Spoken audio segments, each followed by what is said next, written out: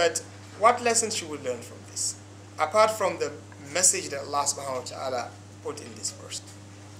It's also teaching us how the companions of the Prophet sallallahu alaihi wasallam used to deal with the sins. Whenever someone make a mistake, they never belittle any sin, no matter how small it is. Yeah, that's why they said the difference between the companions of the Prophet sallallahu alaihi wasallam and us is one of them when he committed sin. He used to look at the sin, although it is minor, as if it is a huge mountain on top of his head that is going to fall on him at any moment. That's the companion of the Prophet ﷺ. And he said, when you look at us, when we commit sin, we used to look at it as a fly that just come in front of our eyes and go. That's why we have no sense in terms of sin. Those generation, one thing can shake them. So that's why whenever someone did something, everything is going to be turned upside down. They see hell as if it is in front of them. Imagine you can find one of the righteous people, they used to stop reciting any verse that is talking about hell or paradise, hell or punishment. Why? Because they know the reaction is too high. And one day someone made a mistake and he recited the verse that is talking about hell, and it was the reason why the person passed away. He was shocked, he fell down and he did not wake up from that verse. And this one they learned it from the Prophet sallallahu alaihi wasallam. The Prophet sallallahu alaihi wasallam, he used to recite Quran in the night and cry. They said they recorded an event, the Prophet sallallahu alaihi wasallam was reciting this verse, إن تعذبهم فإنهم عبادك وإن تغفر لهم فإنك أنت العزيز الحكيم. He was reciting this verse found in Surah Al-Ma'idah. He was praying his own tahajjud, but when he reached this verse, he couldn't pass it. He kept on reciting it throughout the night till he finished the prayer. The verse means, if you punish them, Ya Allah, they're definitely your slaves. I mean, this is your right if you do this. وَإِن تَغْفِرْ لَهُمْ, Ya Allah, if you pardon them, if you forgive them, فَإِنَّكَ أَنْتَ الْعَزِيزُ الْحَكِيمُ, you are the greatest, and you are the irresistible, and you are the wisest. Allah subhanahu wa ta'ala, every decision you are making is the wise decision. You are the only one who knows how to put things in their own proper place. So this is a very heavy verse. The Prophet sallallahu alaihi wasallam, he was crying, repeating the verse. And there was an occasion also he asked Abdullah ibn Abbas to recite, Abdullah ibn Mas'ud to recite Quran to him. Abdullah ibn Mas'ud is one of the greatest companions of the Prophet sallallahu alaihi wasallam, that the Prophet sallallahu alaihi wasallam, even one day he said, whoever wants to recite Quran in the way it is revealed, fresh, like the way it is revealed from Allah subhanahu wa ta'ala, he should فَلْيَقْرَأْ عَلَى قِرَاءَةِ إِبْنِ عُمِّ عَبْدٍ. He should recite Quran using the way of Ibn Ummi Abd, who was Abdullah ibn Mas'ud.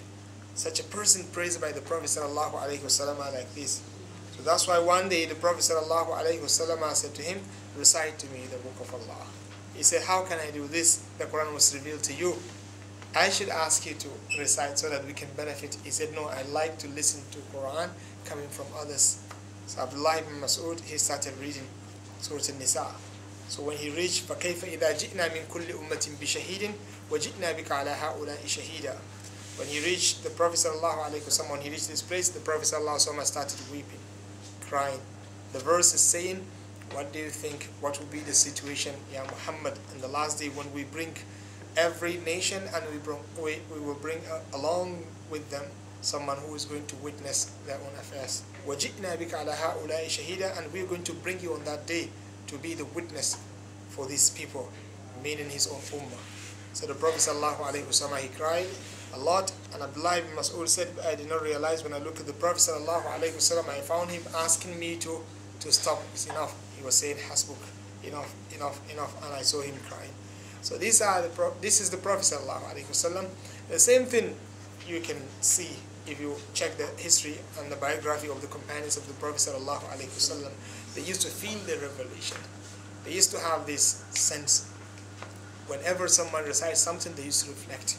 Yeah, it is not just like us, we enjoy the history. No, they don't do this.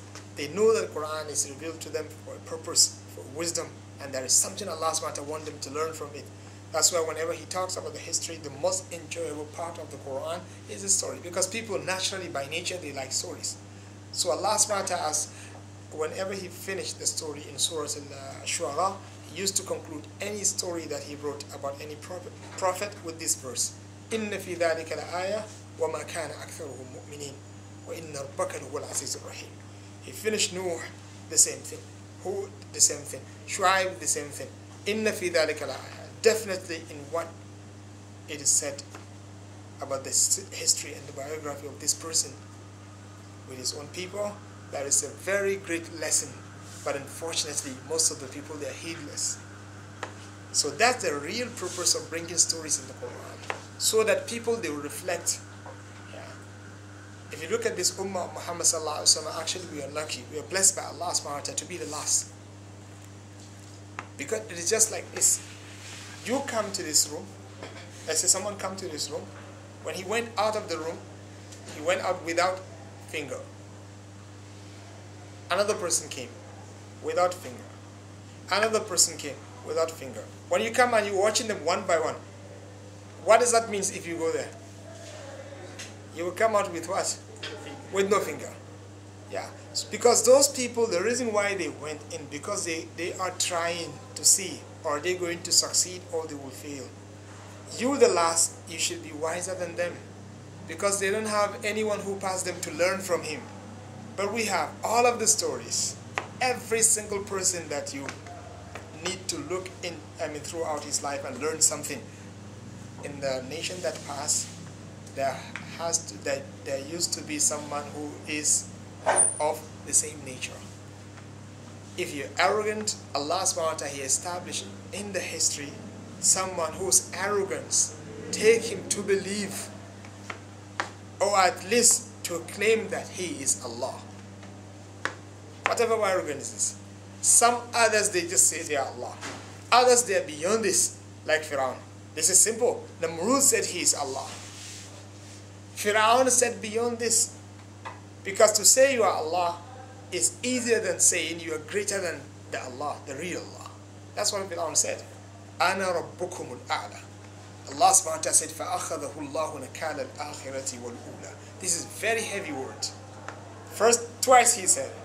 The first one, when he said to Haman, his vice, he said to him, Musa is talking about Allah.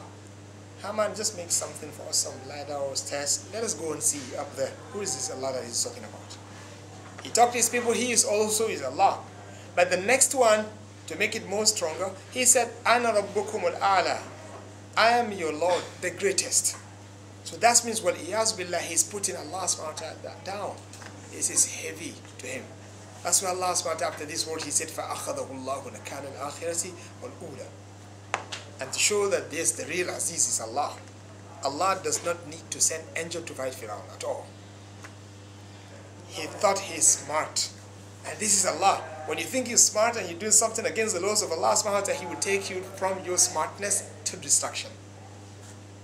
Through your smartness. They will use, Allah subhanahu wa ta'ala will never use dumbness. No, He will use the thing you think it is smartness, it will be your destruction. So Fir'aun used to say this to his people, that I am the greatest, and I am Allah. And you can see, even I have the control over the sea. Even the river is going under my house. And then what happened? The scholars, they said, Allah subhanahu wa ta'ala, He caused the river to go on top of him. Very simple. No angels dragging him to the place. No, he went by himself. And then Allah subhanahu wa ta'ala destroyed him. If money is going to distract you, if money is going to distract you from the way of Allah, you have a very excellent and great example, who is Qarun. Qarun, his money, Allah subhanahu wa ta'ala said, we're not talking about the money itself. And you know, in the old days, they used gold and silver. It's not our own fake money. No, they used gold and silver in those days. The real money. So Allah subhanahu wa ta'ala, He is describing the money that He gave this person. He did not talk about the money. He gave you a clue. You go make the inferences by yourself.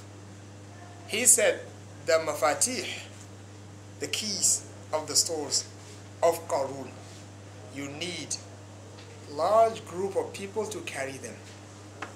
Just the keys. So how many thousands keys he has? You know, one piece of gold, very small. The sisters, they know this. one piece of gold. Take it to the shop and tell them I want to sell this. How much? I got one coin, very small. When I went, they gave me 750. I thought they cheated.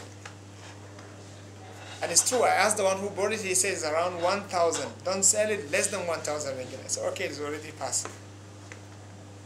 And this is one coin. Imagine you have this class of gold. Then you go home and relax. Till your grandson, none of them need to go to work and anything. It's more than enough. But this guy, he has how many? Only Allah subhanahu wa ta'ala knows. He was arrogant. And he started saying, actually, the wealth that I'm using, I got it because of my skills. MashaAllah. This is human being. Allah subhanahu wa ta'ala said, وَاللَّهُ أَخْرَجَكُم مِّن بُطُونِ أُمَّهَاتِكُمْ لَا تَعْلَمُونَ شَيْئًا وَجَعَلَ لَكُمُ السَّمْعَ وَالْأَبْصَارَ وَالْأَفْئِدَةَ لَعَلَّكُمْ تَشْكُرُونَ. He said, Allah subhanahu wa ta'ala brought you out of the womb of your mothers, knowing nothing. Everyone knows this. When you come, you take something bad, I don't want to mention the name, you put it where? In your mouth. You do all kinds of stuff, and when you take the food, even the food you take it, the time you can hold something, even to know how to hold the food, Allah subhanahu wa ta'ala is inspiring you, you don't know. Your hands are given to you for what? You don't know. Allah subhanahu wa ta'ala gave you the information. You put it instinctively, you know how to use your hand.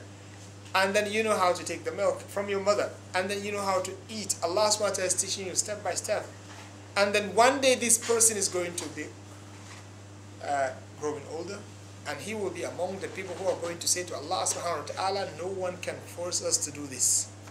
Man ashaddu minna quwwa, they said. And look at this person. And now we have a lot of Qaruns. Yeah, this type of things we got them because of our own skills. Allah subhanahu wa ta'ala is the provider of everything. If you lied, wallahi, with all the skills, you will get nothing. That's why you can see some people, they study, they do everything, and in the end, they are what? Jobless. And you can find another person, no more. Did not even go to primary school. And how is he? Nice life. Allah subhanahu wa ta'ala has given him anything he wants. This is to show you that the giver of wealth is Allah subhanahu wa ta'ala. It is not our skill. But unfortunately, Qarun was saying, I'm getting this, I got it because of my skill. I have very high skill. It is not from Allah subhanahu wa ta'ala. Whenever I read this story, the most amazing part of the story of Qarun is what Allah subhanahu wa ta'ala replied to him.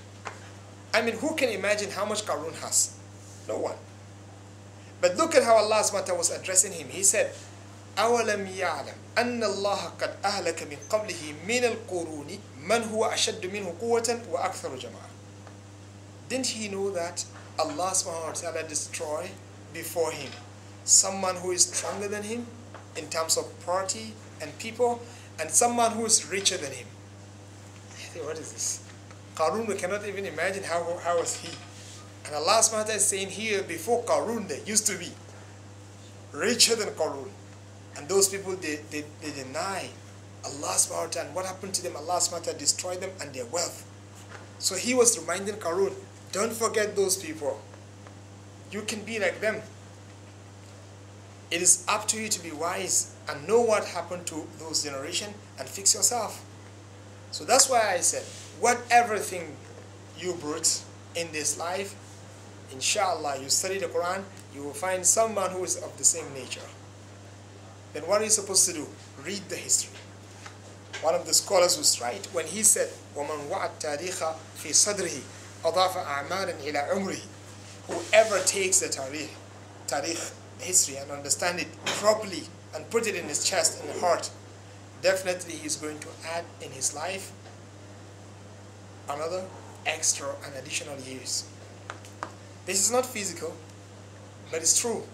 Because if someone come and do his experiment that he spent 3 years doing it, and then after he finishes, he's going to document all of the process and put them in the book.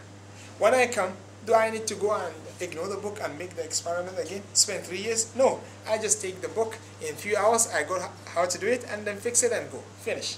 He made it easy for me. That's the Ummah of Muhammad sallallahu alayhi wa sallam. That's the blessing that Allah subhanahu wa ta'ala gave us. So that we should look at the history. What happened to those generations and imitate them because this is the only way we can succeed. This is the only way we can succeed. And that's actually the reason why Allah subhanahu wa ta'ala is giving you stories in the Quran. Not to enjoy, no, but to tell you that there is something someone has to fix. That's why always whenever you hear Allah subhanahu wa ta'ala saying a story, remove the name and put yourself. If you're doing the same thing, the same consequence is going to happen to you.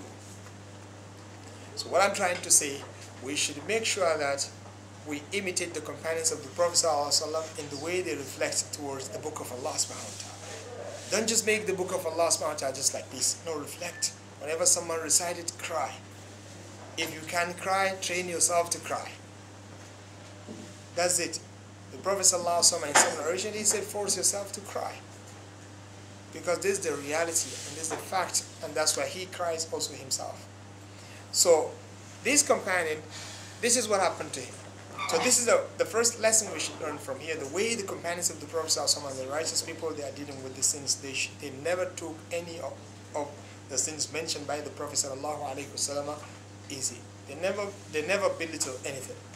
And this is what we're supposed to do if we want to survive.